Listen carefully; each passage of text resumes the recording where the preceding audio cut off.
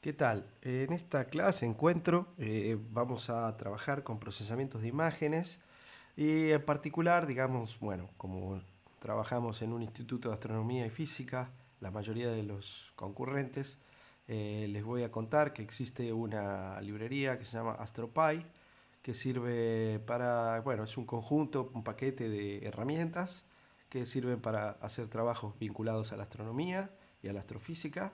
Eh, que bueno, es un paquete bastante grande, está organizado de una manera amena y, y el cual, como no soy astrónomo y nunca he trabajado en esto, no me voy a meter demasiado, pero bueno, les cuento que aquí les dejo el link a la documentación donde van a encontrar en esta página eh, todo lo pertinente a AstroPy. eh, y bueno, acá les cuenta todo lo que tiene, ¿no? Cómo maneja los datos, cómo lee archivos, y aquí nos vamos a detener luego un poquito. Eh, y bueno, después cálculos de todo tipo, ¿no? De cosmológicos, después procesamiento de señales, como por ejemplo convoluciones y filtrados, que es lo que nos vamos a dedicar, pero ya sin utilizar AstroPy, que de hecho AstroPy lo único que hace es llamar al paquete SciPy y vamos a trabajar directamente con el paquete SciPy porque con él estoy más familiarizado. Bueno, volviendo aquí, entonces,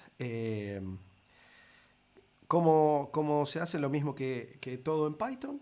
Cuando uno necesita algo de una librería, lo que hace es importarla. Bueno, en este caso, como uno va a ir importando distintos módulos adentro de la librería por separado, porque así está construida, bueno, uno puede importar, por ejemplo, esta parte de este módulo de constantes.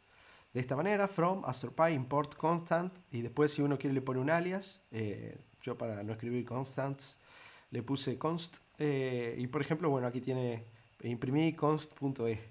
Entonces es un objeto de esta clase constants que tiene nombre, que tiene cuánto es el valor, cuánto es la incerteza y en qué unidades está, en coulombs. Por ejemplo, para la constante de Newton de gravitación, G, bueno, tiene el nombre, constante gravitacional, cuánto es el valor, cuánto es la incerteza, de la medición más nueva, supongo que será, en qué unidades están. Esto debe ser metros cúbicos sobre kilogramos segundo al cuadrado.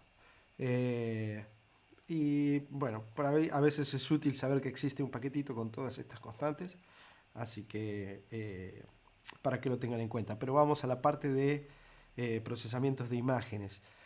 En general, los datos astronómicos todos se colectan y se guardan en unos archivos que se llaman FITs, que están codificados. Es decir, que si uno quiere agarrar y leer el texto que tiene adentro, primero lo tiene que pasar por un decodificador. Bueno, calculo que en el mundo de la astronomía y la astrofísica hay montones de codificadores y lectores, pero en particular aquí AstroPy tiene un manejador de estos archivos que es muy sencillo y está muy bueno para poder agarrar y extraer los datos y distintas cosas.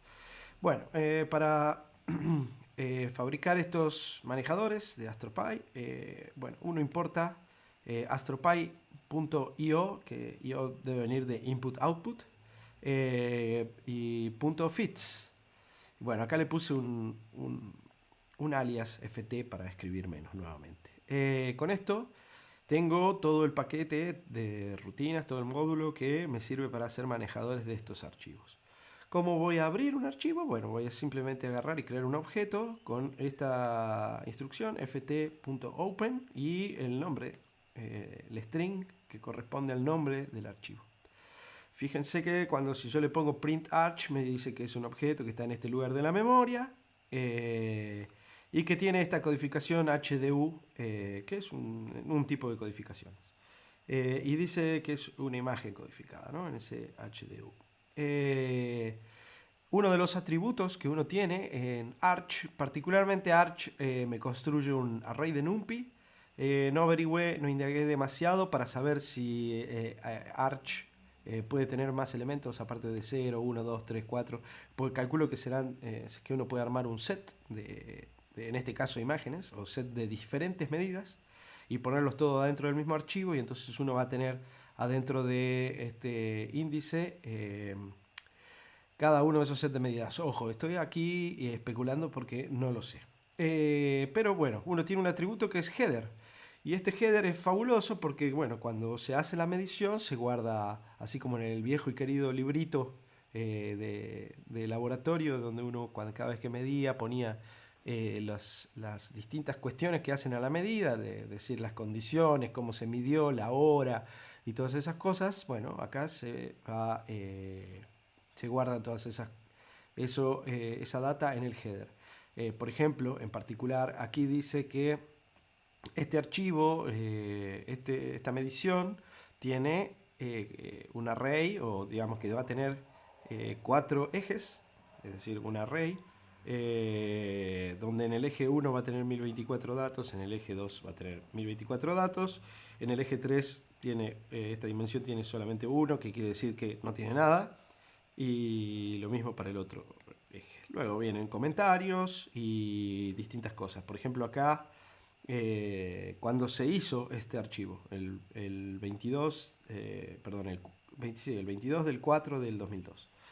¿Qué tipo de objeto? Y por ahí en algún lugar también debe tener información sobre cuáles son las coordenadas. Y acá hay una que me pareció interesante, que es en qué banda, en qué longitudes de onda se midió. Que es 1.42 GHz, es decir, radiofrecuencia, ¿no? Muy bien. Así luce el header. ¿Dónde está? O más bien, ¿cómo puedo agarrar y hacer? Ese header tiene una estructura similar a la de un diccionario, es decir, yo puedo llamar por keywords, puedo ir llamando cada uno de los elementos, ¿bien? Arch0 header. Y este keyword comment me va a imprimir todo lo que estaba con el keyword comment. Recuerden aquí, por ejemplo, que todo esto estaba bajo ese keyword comment.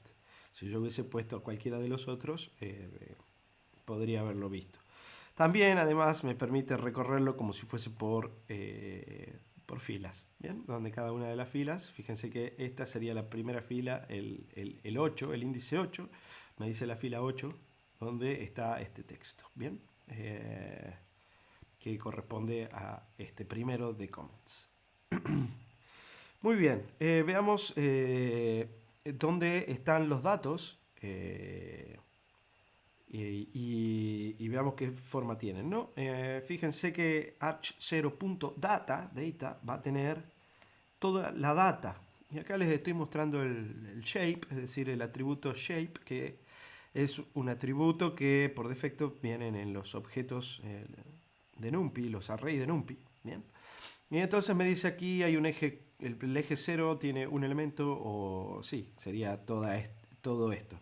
El eje 1 tiene un elemento, que sería todo esto, y después el eje 3 y el eje 4 tienen 1024 por 1000 y 1024 elementos. Es decir, es una imagen de 1024 por 1024. Lo primero que se me ocurrió es fijarme qué pinta tenía todo ese array y encontré que había varios valores que eran no numéricos. ¿Bien? Entonces, lo que hice, esto NaN, para los que no saben, significa not a number, que viene a ser un valor no numérico.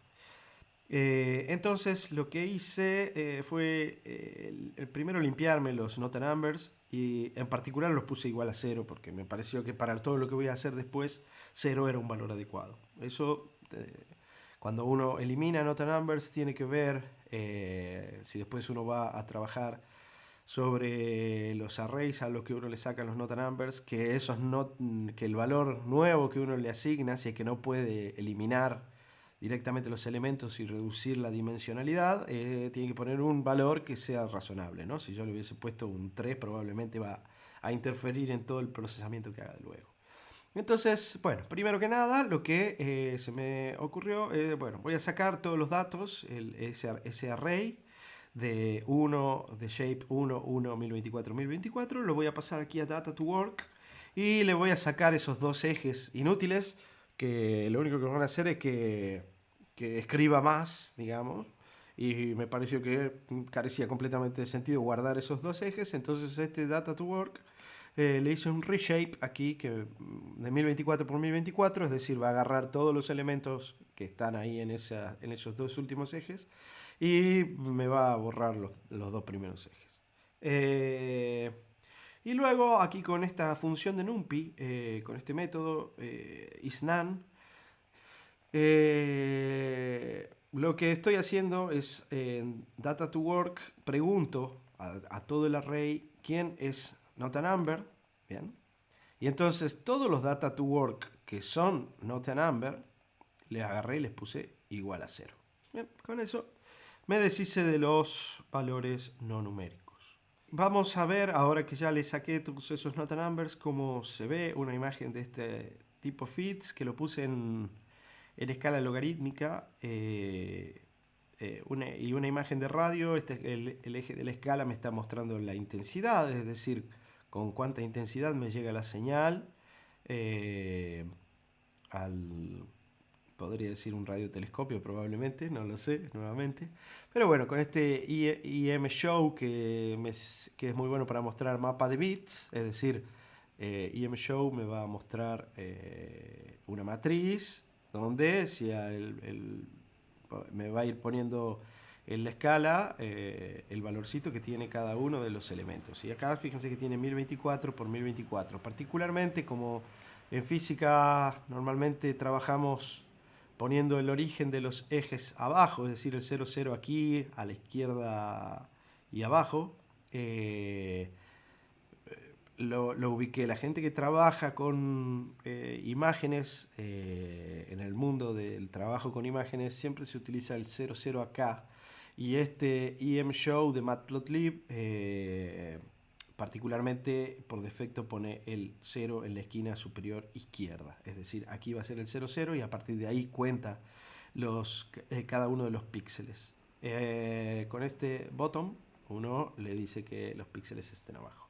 Este color bar es para que me imprima para que me construya y me imprima este objetito que es la barrita de intensidades. Bueno, acá se puede ver que lo que tengo en esta imagen es un montón de puntitos brillantes y que ya me explicaron, por suerte, que estas no son estrellas, sino que pues son otros objetos, porque en radio las estrellas emiten nada o muy poco.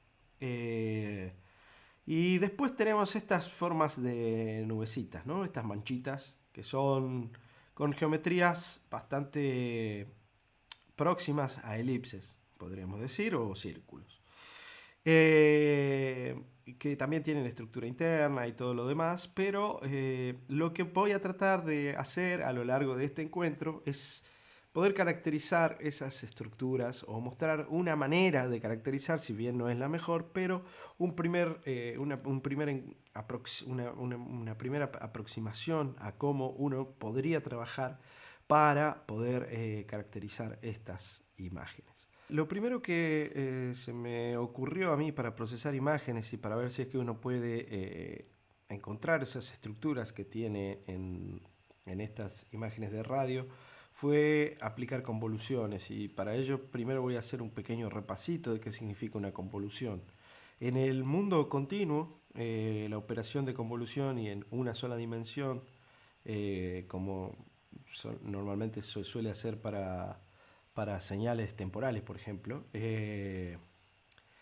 lo que la convolución implica hacer una integral de una función trasladada sobre un valor tau, ¿bien? Es decir, la operación convolución, que va a ser una función de tau, es en sí la integral de una función por otra, que será el filtro, y que va a ir trasladándose en ese tau. En el mundo discreto, si uno tiene dos vectores, como en este caso u y b, porque no va a tener, cuando uno trabaja en computación no tiene señales continuas, lo que significa, bueno, las sumatorias van a ser las que reemplazan a las integrales, y lo único que voy a tener que hacer es ir sumando sobre todo el espectro de uno de los vectores multiplicado por el otro trasladado. Bien. El vector resultante para estos elementos J va a ser un vector que va a tener tamaño m menos n más 1. En realidad el módulo de m menos n más 1. ¿Sí? Esto tendría que ir entre barra de módulos, porque indistintamente si m es mayor que n o n es mayor que m, me va a quedar de la misma manera. Trasladar esto a dos dimensiones es súper sencillo, súper fácil. Y también cuando uno quiere recuperar un vector del tamaño original, lo que uno utiliza es un concepto de padding. Vamos a ir viendo parte a parte de forma esquemática qué significa esto. Para poder ver con mayor claridad, vamos a ver cómo es el esquema de convolucionar. Así queda un poquito más claro. Recordemos que la operación convolución en una dimensión, ¿sí? Supongamos que yo tenía un elemento A y lo quiero convolucionar con un elemento B. Esto va a ser la suma, pongámosle en un I, de los A sub I por los B I menos J. Y esto me va a quedar entonces con los elementos en J. En dos dimensiones, esto se traslada de manera fácil y sencilla. Supongamos que ahora A y B son en dos dimensiones y me quedan en K y L. Voy a tener que hacer las sumas en I y J para todos los elementos de una de las matrices, y acá entonces voy a tener A sub I J por B I menos K J menos L. Bien. Y de esa manera voy a ir teniendo cada uno de los elementos. ¿Qué significa esto? Esto significa que voy a agarrar, y en esta matriz, por ejemplo, que tiene 4 elementos por 4 elementos, y voy a pasar esta otra matriz, que sería el filtro, que tiene 3 elementos por 3 elementos, y la voy a poner aquí. ¿Bien?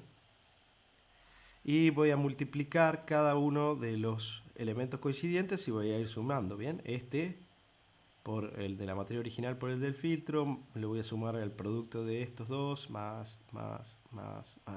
Y todo este resultado va a venir a ser parte de este elemento. Luego, para sacar el próximo elemento, voy a agarrar y voy a trasladar esto y voy a ir multiplicando elemento a elemento, aquí, así, todos estos, multiplicando y sumando, ¿no? Siempre, y ese va a venir a parar aquí, y así es como uno va a tener lo que significa la convolución. Fíjense que además este resultado va a tener 4 más 3, fíjense además que entonces el resultado va a tener 4 menos 3 más 1 elementos, ¿sí? Para cada una de las dimensiones, y como las dos son iguales y cuadrado, esto me va a quedar entonces de 2 por 2 como tiene que ser. Muy bien, les había dicho además que uno, para poder recuperar la forma original, para que no me morfe, para que no me desaparezcan dimensiones, lo que uno puede hacer es padding. El padding significa agregar tantos ceros como el filtro me lo demande sobre la matriz original. En este caso, fíjense que acá le agregué toda una fila de ceros, de manera tal que cuando yo vaya a convolucionar y pase el filtro en este lugar, esto va a venir a parar a un elemento por aquí. Bien. Entonces, si nos fijamos, el resultado de esta matriz, como se le agregaron a los 4 que tenía una fila y una columna a cada uno de los lados, esta matriz de la izquierda que va a ser la imagen que voy a procesar, tiene 1, 2, 3, 4, 5 y 6 elementos aquí, 6 elementos aquí. Y esta tiene nuevamente 3 por 3. Entonces el resultado va a tener que tener para cada una de las dimensiones 6 menos 3 más 1, que esto va a ser 4, ¿no? Entonces voy a volver a tener aquí una matriz de 4 por 4.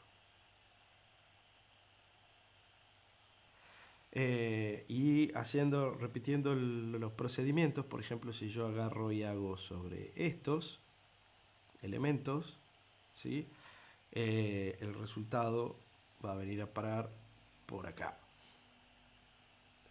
Y lo que voy a tener con esto, que es el padding, que es agregar elementos por fuera para poder mantener la dimensionalidad del resultado, lo que me va a permitir es seguir trabajando con tamaños uniformes. Ahora bien, fíjense que la convolución, en este caso que le puse paddings con 0, me va a agarrar y me va a sumar muchos elementos. Por ejemplo, vamos al primero de los casos que tenía acá. Me va a agarrar y me va a sumar en este muchos elementos que son 0, por lo tanto los efectos de la convolución del padding se van a ver, ¿no? Voy a pesar bastantes valores que van a tener 0, y el valor y lo que corresponde a la convolución pura y dura, digamos, sin padding, va a estar aquí en el centro, ¿bien? Y todas estas filas y columnas que están acá alrededor van a tener un montón de productos por 0 y van a tener una suma de muchos elementos que son 0. Por lo tanto, si estoy trabajando con matrices que están definidas positivas, esos valores van a ser menores en intensidad que los otros. Muy bien. Volvamos entonces. Bueno, ahora que ya entendemos un poco qué es convolucionar y para qué sirve el padding, vamos a tratar de profundizar más en la intuición de lo que significa hacer convoluciones. Para ello voy a utilizar directamente un paquete de SciPy, que es una librería que está basada en NumPy, que pertenece al ecosistema de NumPy, que tiene un montón de librerías que son de índole científico. Entre ellas están las que sirven para procesamientos de señales. Bien, SciPy Signal tiene un montón de herramientas, de métodos, funciones que sirven para analizar señales, y entre las que están las convoluciones 1D, 2D y generalizadas.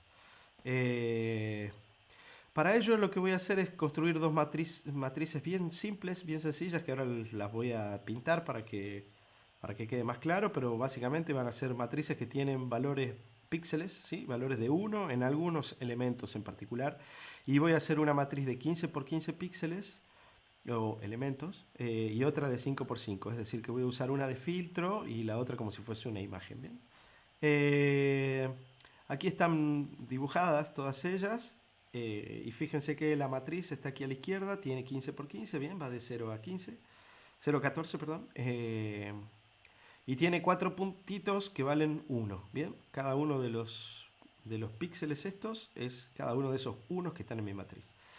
Y acá el filtro es de 5 por 5, y también tiene los unos a la misma distancia que en la matriz original.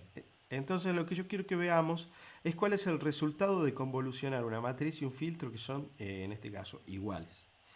Cuando va pasando este filtro y voy multiplicando, por ejemplo, cuando el filtro está aquí arriba y voy haciendo el producto, todo acá es 0. Entonces va a ser 1 por 0 más, o sea, primero empecemos por aquí, 0 por 0 más 0 por 0 más 1 por 0 más, y así, bla, bla, bla, bla, hasta que recorra todo este cuadrado de 5 por 5. Y eso va a venir a parar al elemento de por acá, en el 5. Acuérdense que, perdón, en el 2.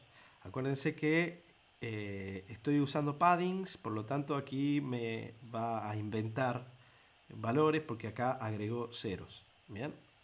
Y en particular agregó 2 filas de 0 y 2 columnas de 0, 2 columnas de 0 y 2 filas de 0 a cada lado. Pero veamos cómo se vuelve interesante cuando el filtro, el puntito este de abajo, por ejemplo, que coincide con este y el resto del filtro me queda arriba. Este elemento me va a dar 1 por 1, más todos los demás que van a ser 0. Entonces, fíjense que eso va a venir a parar acá. Este valor va a valer 1, como se ve aquí. Cuando por ejemplo, el filtro venga y coincida con estos dos, me voy a tener 1 por 1 más 1 por 1 más todos los otros ceros. Entonces va a valer 2 y va a venir a parar al centro el cuadradito que va a valer 2 en este píxel. Y en particular cuando los dos filtros coincidan, voy a tener que va a ser, el resultado va a ser 4, ¿no? 1 por 1 más 1 por 1 más 1 por 1 más 1 por 1, que es 4, y que va a ser justo del centro, porque ambas, el filtro y la matriz, son coincidentes cuando los dos son concéntricos, y voy a tener el máximo valor posible. Es decir, que esto va a ser importante comprender esto, porque cuando yo esté pasando un filtro con cierta forma sobre una imagen, yo no tengo que esperar que se repita ese valor, ¿bien? La intuición a veces a uno lo lleva a pensar que cuando uno pase un filtro, lo que va a hacer uno es resaltar una imagen. Es decir, si yo paso este filtro sobre esta matriz, lo que a veces la intuición o mal cuentan en las clases de algunos análisis matemáticos o análisis de señales es que uno va a ver un resaltado de esta estructura. Y pues no, lo que uno va a ver es que en el punto concéntrico o en el punto de simetría máxima entre el filtro y la matriz es que voy a encontrar un pico. ¿Bien? Y eso es fundamental para lo que vamos a seguir haciendo.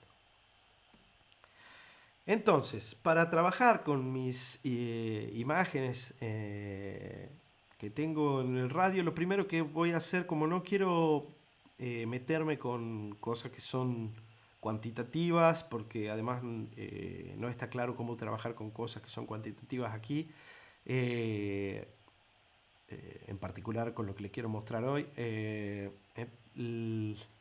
lo que voy a hacer es normalizar, y es decir que voy a agarrar a mi data to work, a mi matriz de la imagen completa, y la voy a dividir por el máximo. ¿Bien?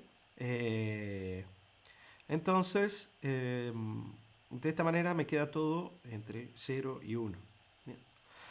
Y voy a agarrar y voy a convolucionar las mediciones que tenía con perfiles gaussianos, pero con perfiles gaussianos que estén alrededor de una cierta forma 2D.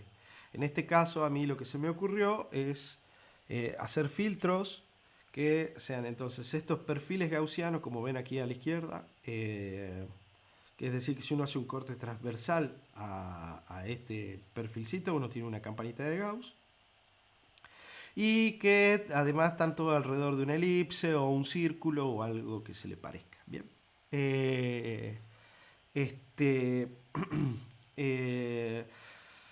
Nuevamente lo que voy a hacer entonces es pasar este filtro sobre esta imagen que está aquí a la derecha y vamos a ver cuáles son los resultados que se obtienen.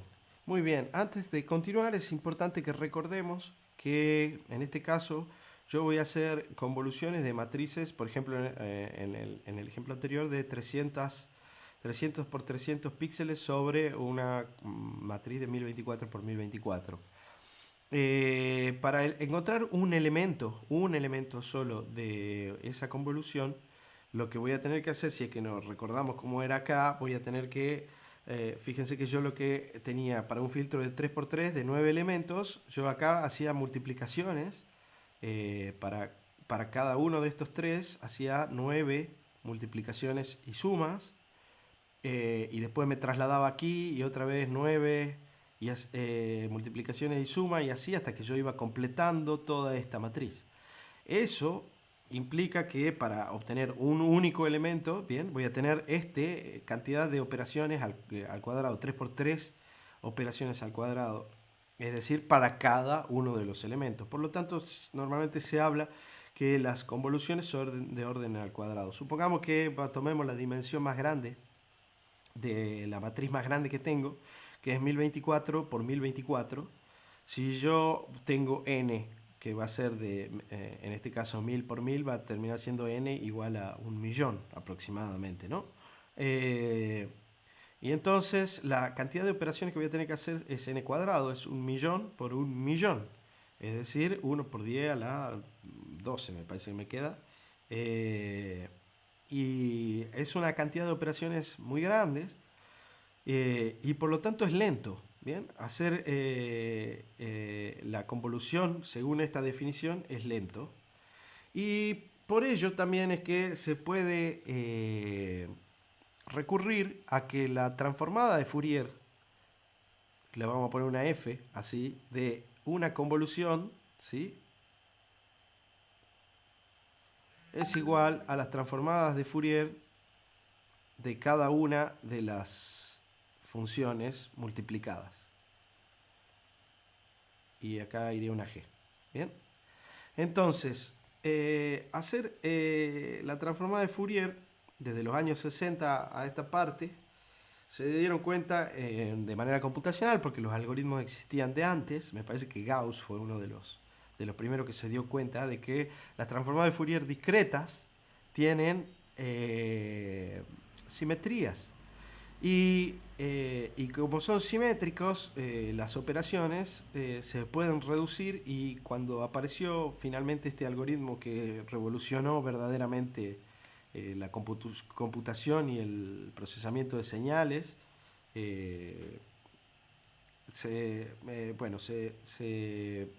se puede computar que la cantidad de elementos, la cantidad de operaciones que tiene son n logaritmo de n. Por lo tanto, cuando n es muy grande, la diferencia entre el número de operaciones que uno tiene entre una manera y la otra es abismal. Para ello les voy a mostrar un chequeo simple, donde voy a computar de manera directa y mediante transformaciones sucesivas de Fourier las convoluciones. Acá primero voy a hacer el filtro de precisamente el mismo problema que veníamos hablando, de la convolución por la definición, digámosle, de esos datos que tengo y ese filtro que definí, ¿no? Esto es de 1024 por 1024 y este filtrito es de 300 por 300. Y por otra parte voy a utilizar esta otra función que viene también en SciPy, que se hace a partir de transformaciones rápidas de Fourier sucesivas. Fíjense que una se demora 378 segundos, mientras que la otra se demora 0,1366 segundos. La diferencia es un par de órdenes de magnitud, ¿no? O en realidad 3 órdenes de magnitud. Entonces, recomiendo enfáticamente que para imágenes grandes y para matrices grandes utilicen el algoritmo que utiliza la transformada rápida de Fourier. No quiero detenerme demasiado aquí porque todo lo que implica transformada rápida de Fourier es como un capítulo aparte.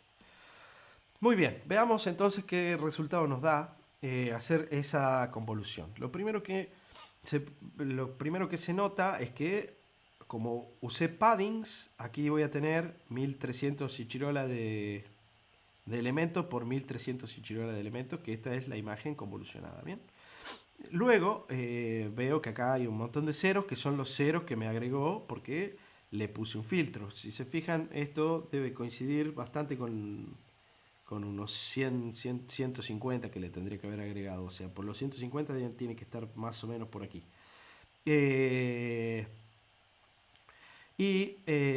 A medida que la transformada, digamos que el filtro va pasando, aparece eso que yo les decía, que como uno va sumando sobre un montón de ceros, aparece aquí una rampita, que está esto todo con azul, que va subiendo hasta el anaranjado, y el anaranjado viene a ser como la transformada de Fourier de un background o algo por el estilo. Bien, entonces veamos qué es lo que me resalta haber transformado con ese filtro. Por ejemplo, aquí me da una reproducción del filtro. Y esta reproducción del filtro me aparece alrededor de un área donde sí, probablemente pueda que haya algo de esa estructura. Pero nos pongamos a pensar, si yo le paso un filtro que tiene esta pinta sobre algún lugar, ¿qué es lo que se tiene que, sobre o por ejemplo, una señal plana, lo que se tiene que, perdón, sobre un lugar, sobre una señal que tiene la misma forma, lo que tiene que suceder es que se aparezca un punto, no una reproducción del filtro. Y esta reproducción del filtro aparece porque acá tengo un objeto que es muy lumínico, que tiene una intensidad muy grande, y acá alrededor tengo background. Entonces, lo que hace es que cuando el filtro viene y pasa el centro por aquí, me agarra y me multiplica los distintos valores de aquí y me los va a ir agregando. Pero cuando pasa el costado del filtro, bien, algún puntito que está sobre esta elipse, por ejemplo, alguno de estos máximos, me lo multiplica por un número gigante, muy grande, y eso me lo pone acá. Y así, a medida que va pasando cada uno de los costados del filtro, me va a ir poniendo en el lugar opuesto, me va a ir poniendo números muy grandes. ¿Sí? Va a ir tomando valores muy grandes la integral y por eso reproduce el filtro.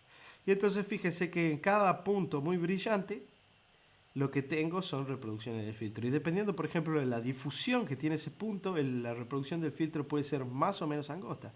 Este objeto, por poner un ejemplo, es un objeto que tiene un pico muy claro y tiene cierta difusión.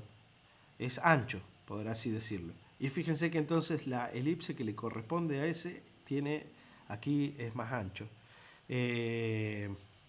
Muy bien, pero veamos qué pasa sobre nubecitas.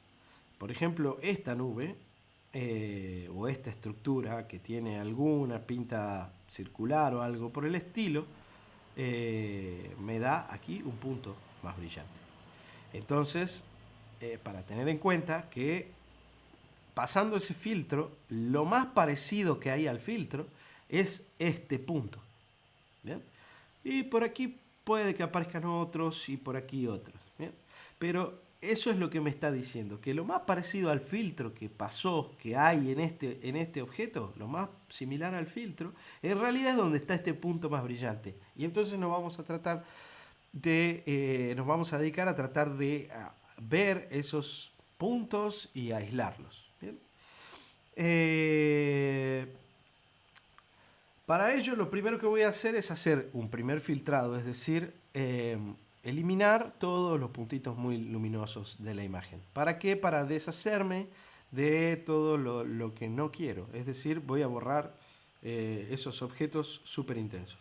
La forma que se me ocurrió para borrar los objetos puntuales muy intensos fue bastante simple, ¿bien?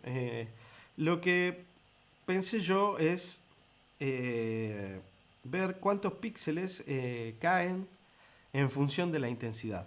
Y para ello hice un histograma sobre toda mi imagen. Lo puse puse a toda mi imagen, le apliqué este método flatten, que lo que hace es agarrar y en vez de ser ahora un vector de 2×2, me lo convierte todo en un vector lineal de los 1024 por 1024 elementos, todos en una sola dimensión, ¿sí? Y entonces a todo eso agarré y lo metí en un histograma y con 100 bins, que aquí está el gráfico. Entonces lo que se puede ver del histograma de la imagen primigenia es que tengo este punto que está en el máximo de luminosidad, en 1. Acá hay un elemento que está en el máximo de luminosidad, que era el del máximo, ahí siempre voy a tener 1, ¿no? Después hay otro por acá, otro por acá, otro por acá, acá hay otro par, acá hay 2 que caen con esta luminosidad. Fíjense que son píxeles individuales, esto está en escala logarítmica, pero acá está el 1, son píxeles individuales de esos objetos que son los más luminosos. Y a medida que voy bajando la intensidad, de golpe acá ya me empiezan a aparecer objetos que son menos luminosos. Bueno, agarré yo y dije voy a poner un cutoff por aquí, ¿sí? Y donde voy a decir todos estos son los que me interesan y todos estos son demasiado luminosos y no pertenecen a mi imagen, digamos, no pertenecen a mis nubecitas. Ese cutoff se me ocurrió decidirlo a partir de que tengan que sean todas las intensidades que tengan más de 100 píxeles, ¿sí? ¿Por qué? Porque haciendo una visualización así a grandes rasgos, seguramente que hay más de 100 píxeles en esta región y obviamente en todas estas regiones y entonces, quiero decir con esta intensidad, ¿no? Seguramente hay más de 100 píxeles con estas intensidades, entonces todo lo que esté por encima, que con intensidades, todas las intensidades que estén por encima, no me van a servir para mi análisis. A partir de ahí, entonces lo que agarré y me fijé en el histograma, quiénes son los elementos de mi histograma que tienen menos de 100 píxeles, ¿sí? Y el histograma me dice tiene menos de 100 píxeles, todos estos de acá. Y entonces estos son los menos intensos y estos son los más intensos. Entonces se me ocurrió a mí que si tomo el primer elemento de los que son más intensos, puedo sacar el cutoff, el valor de intensidad de cutoff. Lo que o de umbral, perdón, a veces me salen los anglicismos. Entonces lo que hago es hacer un filtrado, es decir, acá sobre los bins, que vienen a ser las ejes X. Acuérdense que el histograma de NumPy me da los límites inferiores y superiores, por lo tanto acá estoy tomando el valor medio de cada una de las cajitas del histograma. Entonces le digo, bueno, para todas esas cajitas, filtrámelas solo las que cada cajita tiene menos de 100 píxeles, que van a ser todos estos, y bueno, y entonces el umbral va a ser el primer elemento de todos ellos. Eso me da un umbral de 0,045. Y entonces ahora puedo agarrar, filtrar la imagen y decir, bueno, quiero que la imagen sin los objetos luminosos, aquí disculpen que puse no stars, pero no se pueden ver estrellas en esta longitud de onda. Probablemente, como me comentó Silvina, son galaxias o objetos del estilo. Le voy a decir que sean todos aquellos que tengan intensidades mayores que la intensidad, que todos los elementos que tengan intensidades mayores que la intensidad de umbral valgan el mínimo, que en este caso el mínimo era 0 porque yo le había puesto 0 a todos los nota numbers. ¿Bien? Entonces a partir de aquí encuentro que la transformada de Fourier, la convolución es de esta forma, donde acá esta que era la más intensa de todas desapareció, y ahora sí puedo ver con bastante más claridad que aquí tengo una estructura, aquí hay otra y por aquí hay alguna otra, ¿bien?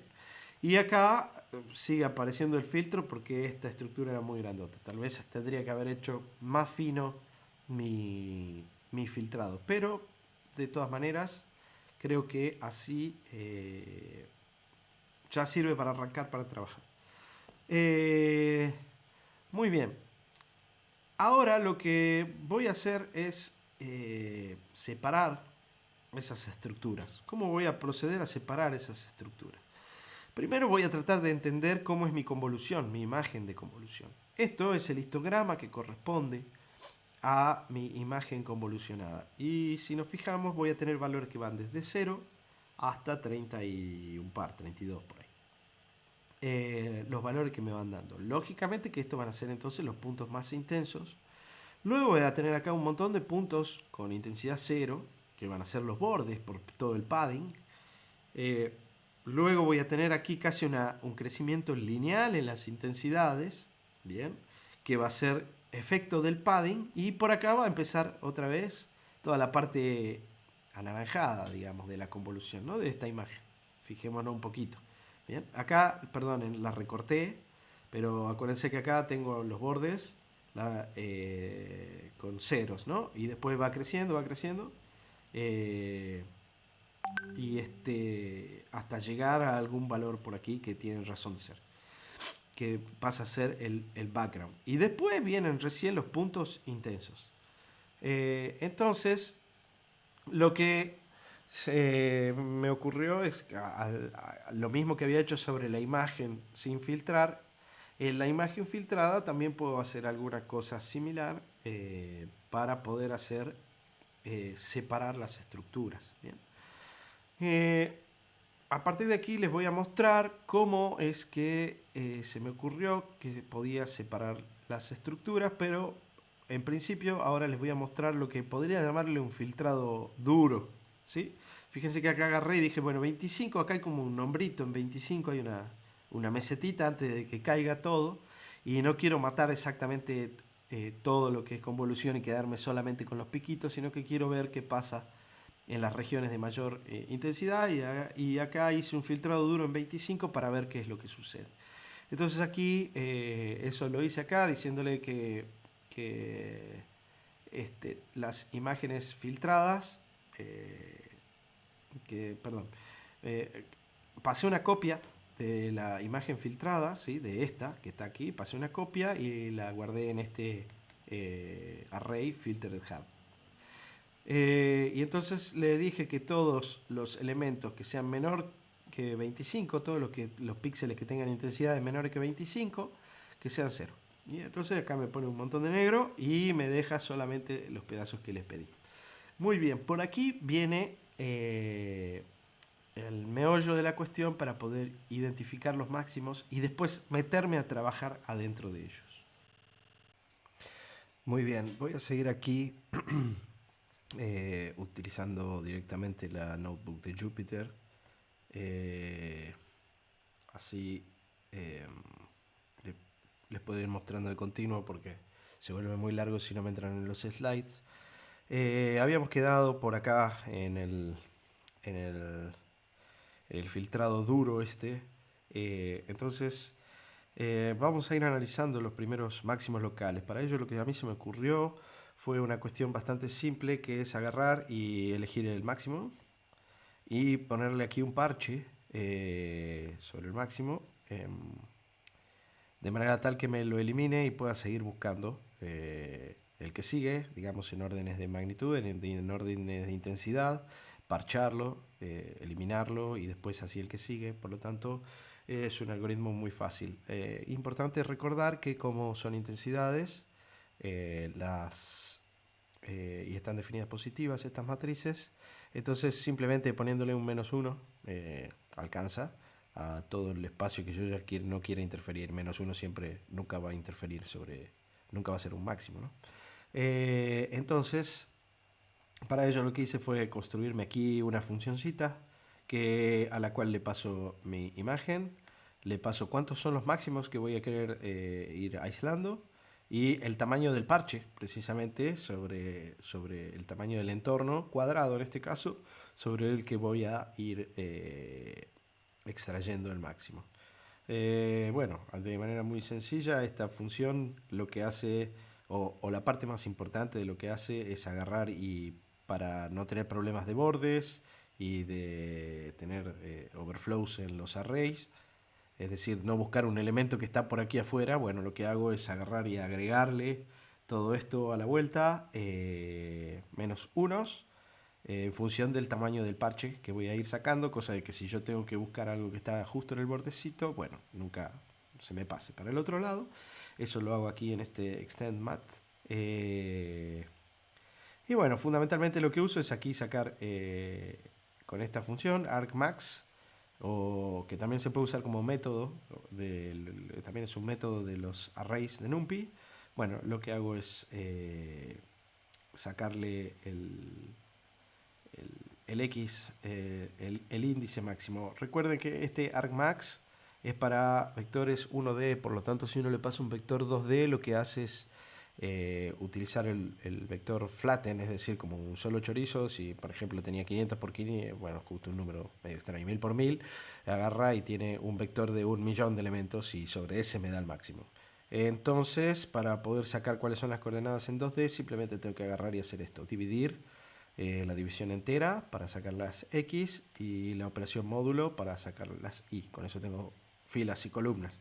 Lo agrego aquí, en esta listita, y le hago el parche ese que les decía, que le vuelvo -1 todo lo que está alrededor. Entonces, lo que retorna esta función es el array lo convierto en un array a todas esta lista que me va a tener todos los maximitos. Y por las dudas, o por curiosidad, también devuelvo la matriz que fui rompiendo. Ojo, no es IMG, pero sí la matriz que fui rompiendo, que recuerden es más grande.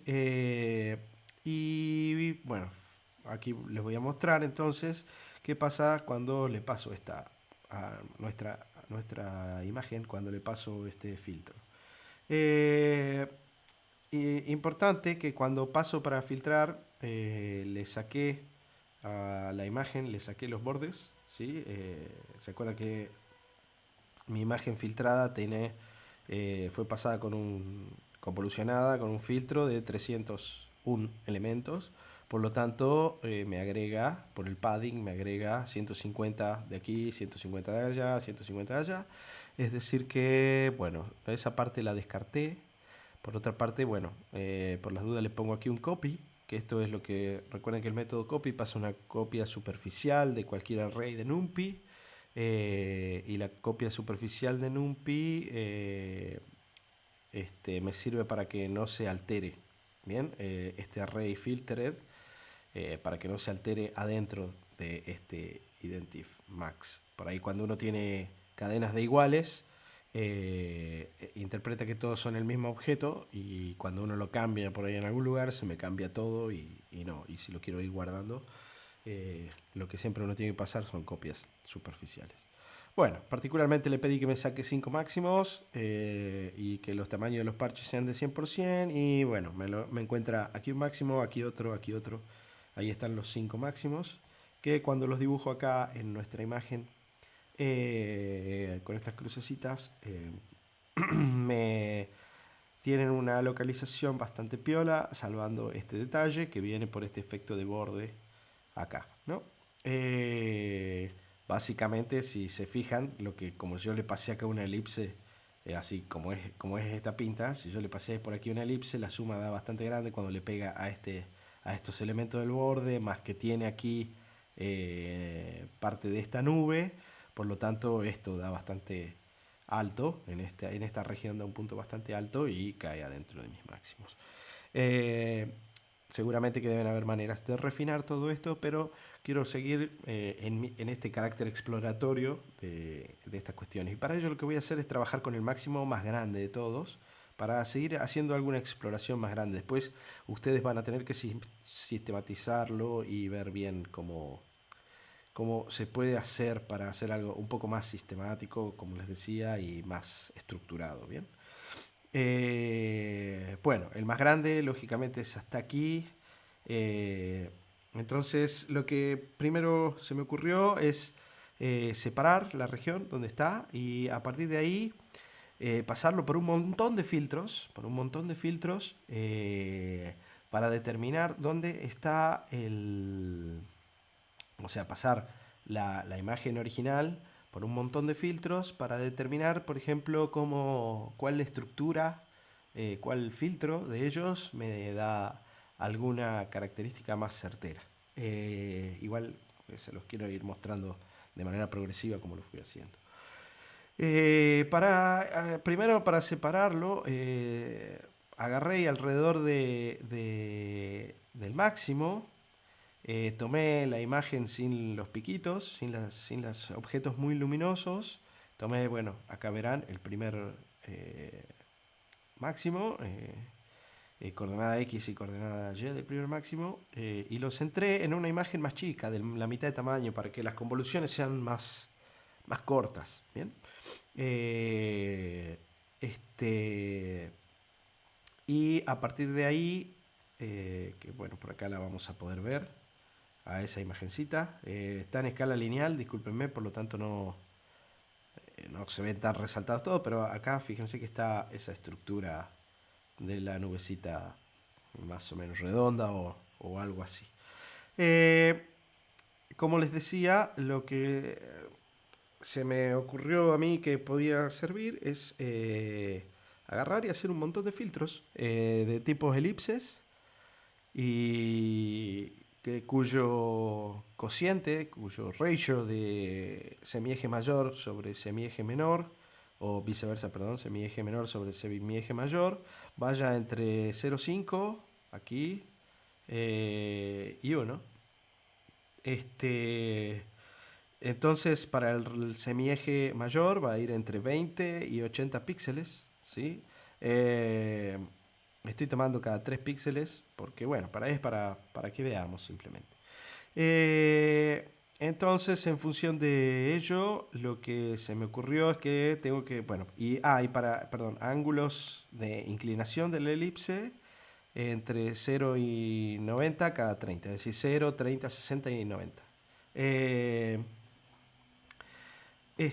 Para ello fui creando estas elipses oblicuas que luego ya les pasaré en algún momento cuando estén trabajando con esto. Con esta función me crea precisamente los filtritos estos gaussianos alrededor de las elipses, donde bueno, voy a tener el centro, que lo voy a centrar en el medio, el ángulo de inclinación, uno de los semiejes, el otro, que va a ser el semieje más chico, y estoy usando un sigma de 2 porque estoy manteniendo ese sigma. Y no voy a hacer una exploración sobre el ancho del sigma porque todavía no se me ocurrió cómo, pero probablemente si es que se me ocurre alguna cosa se las voy a contar, porque particularmente como estoy trabajando con integrales, si mayor es el sigma, mayor es la difusión del pico que voy a obtener, pero también mayor es el alto, porque hay más puntos distintos de ceros en las integrales, y entonces cuando estén normalizadas no sé bien cómo relacionar las distintas partes con el sigma. Probablemente si a alguien se le ocurre estaría muy bueno. Pero bueno, fundamentalmente lo que hago es crear toda una plantilla con un montón de filtros, donde voy guardando las distintas características. El radio, el ratio ese de semieje menor sobre semieje mayor, el ángulo y el array de NumPy que tiene todo el filtro.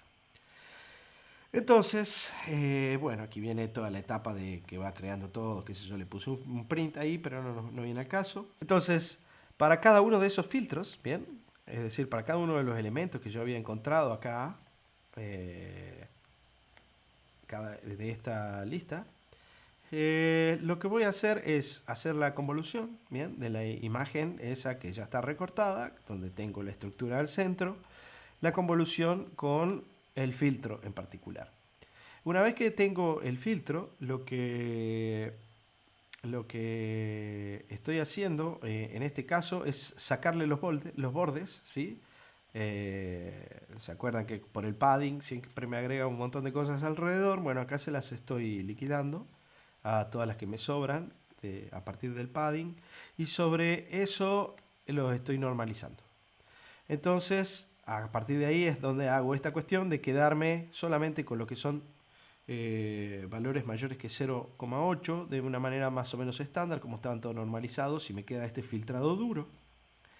Y a partir de ahí saco cuál es el punto del máximo, sí, del máximo así, literal, el punto de mayor intensidad, porque para guardar a dónde estaba el punto de mayor intensidad en este caso, en cada uno de ellos. Entonces, ¿cómo hacer yo para decir quién es de todos los filtros que yo le paso, cuál es el adecuado y que me detecta una forma particular, digamos, una forma definida? Bueno, lo que a mí se me ocurrió es, en base a lo que les contaba recién, es qué pasa si yo le paso aquí, hago un corte voy a tener que aquí empieza a crecer, acá tiene un pico y decrece. Y es un pico bien puntiagudo, pero si hago un corte así, ese pico probablemente sea más largo. Entonces lo que se me ocurrió era agarrar y hacer sumas marginales sobre la imagen, es decir, sumar sobre un eje.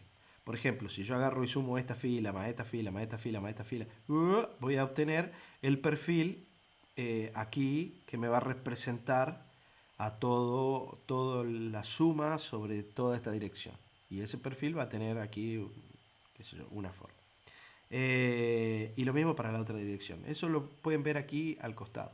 Entonces, en función de los anchos de esas distribuciones, yo puedo agarrar y decir, el que tenga menos ancho en ambas direcciones, el que sea más puntiagudo posible, es decir, acá el que tenga menos spreading en estas dos direcciones, bueno, ese va a ser el que mejor, el filtro que mejor representa a alguna estructura en esta región de la imagen. Bien, entonces la cuestión es cómo saco anchos. Bueno, eso ya en ciencia somos muy, sobre todo la gente que trabaja en la ciencia experimental ya tiene muy clara, que es, bueno, hago un fiteo de esos picos, por ejemplo, con un filtro gaussiano, hago un fiteo de una curva gaussiana por alrededor de cada uno de esos picos y me fijo cuál es la desviación estándar de esa gaussiana, ¿no? Cuánto es el ancho de la gaussiana. Para ello, lo que utilizo aquí es la función curveFit, que está en SciPy. A ver, por acá la tengo. Está en Scientific Python, en toda esta librería. Está dentro de el módulo Optimize, ¿bien? Porque fitear curvas implica minimizar chi cuadrados, por ejemplo. En este caso lo que hace es minimizar el error cuadrático medio, es decir, saca mínimos cuadrados mínimos. Entonces todo lo que tiene que ver con minimizar lo van a encontrar en la jerga computacional como optimizaciones. No me pregunten por qué en la jerga computacional se llama optimizaciones, aunque alguna relación tiene con todo lo que es machine learning y esas cuestiones, que es encontrar los parámetros óptimos. Bien. Y bueno, ahí adentro tienen esta función, curveFit, que lo que hace es, a partir de una función con una forma dada, que en este caso yo le pasé, me creé esta función Gauss, que es la gaussiana, ¿no? Aquí va a ir un set de datos, un array, y va a tener A, que es el factor de amplificación, digamos, primero, la media y la desviación estándar. La gaussiana, bueno, ya saben cómo es, E a la menos x cuadrado sobre 2 sigma. Entonces le digo, bueno, fiteame con esa forma funcional el eje de las x, como son píxeles, es decir, aquí va a ser 0, 1, 2, 3, 4, 5, 6, 7, 8, 9, hasta el que corresponda. Entonces, con eso ya tengo los píxeles. Esta va a ser la distribución marginal en el eje 0, y digamos cuando la sumo sobre el eje 0, y esta va a ser la distribución marginal cuando la sumo sobre el eje 1, es decir, suma así o suma así. Y además le paso esto para que no se me vaya de mambo y me converja más o menos siempre los valores del fiteo para los parámetros A, le pedí que A vaya hasta 300 como tope máximo y como tope mínimo 0. La media, que no pueda estar más afuera de lo que es la imagen, de 512 píxeles. Y la desviación estándar, que no sea más que 150. Bueno, porque me parece un valor adecuado. Bueno, y eso, hacelo para hacerme el fiteo, ¿sí? Una vez que tengas el fiteo, para todos esos parámetros, guardame, por favor, los valores de la desviación estándar. Bien.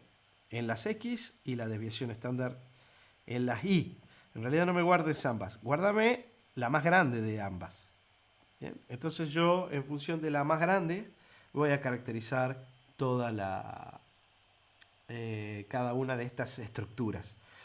Voy a agarrar y voy a correr esto para todos los filtros que tenía ahí adentro y voy a ir guardando entonces el ancho más grande en esta dirección o en esta dirección sobre las sumas, esas marginales, para las estructuras que surgen en la convolución, es decir, la imagen filtrada. Bueno, aquí les voy a mostrar unas cuantas, donde aquí les imprimí cuánto valía el semieje mayor. Y bueno, como veían hace un rato, uno va obteniendo distintas formas, más picudas, menos picudas, qué sé yo. En particular, cuando las ploteo aquí a todas, las dibujé a todas, los máximos en términos del radio, y me fijé cuál es el mínimo, es decir, este puntito. ¿Bien?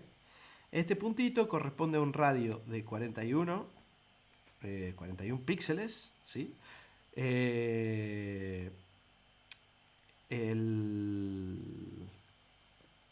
Tiene un ratio de 0,6 de semieje mayor sobre semieje menor y tiene una inclinación de 0 grados. Bien. Entonces, acá lo que me está diciendo es que estoy más o menos en una de estas. A ver, la vamos a buscar.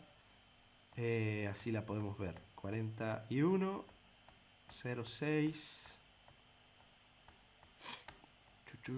Perdón. Ya llegamos. Por acá. Verán que hice un montón de dibujos que no sé si tienen razón de ser. Bueno. Bueno, esta sería 41 con un radio de 0,5. Bien. Pero bueno, ya es bastante parecida a la otra. Qué sé yo, a ver, podemos buscarla. Gira. Esta. Esta es la más picuda de todas.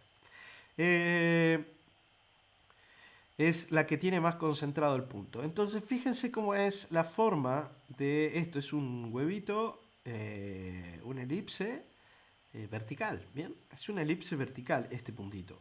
Y lo que me está diciendo que el filtro que mejor ajusta todo este set de parámetros es una elipse vertical. ¿Se acuerdan cómo era la forma de la estructura que estamos mirando? La estructura que estamos mirando, nosotros hubiésemos pensado de buenas y primeras que uno tenía aquí un círculo, que eso era lo que mejor ajustaba, ¿no? Voy a hacer un zoom para que veamos. Fíjense que ahora que el centro particular no está ahí, digamos, si recuerdan, lo que me está diciendo es que acá lo que mejor ajusta es una elipse vertical de radio 41, que corresponde a este pedazo. Y eso ajusta mejor que un círculo, porque si fuese una circunferencia, si fuese una circunferencia aquí tiene un pedazo que no suma. Y en realidad esta estructura de elipse vertical es más importante que la estructura esta. Entonces, bueno, nuestro filtro no miente.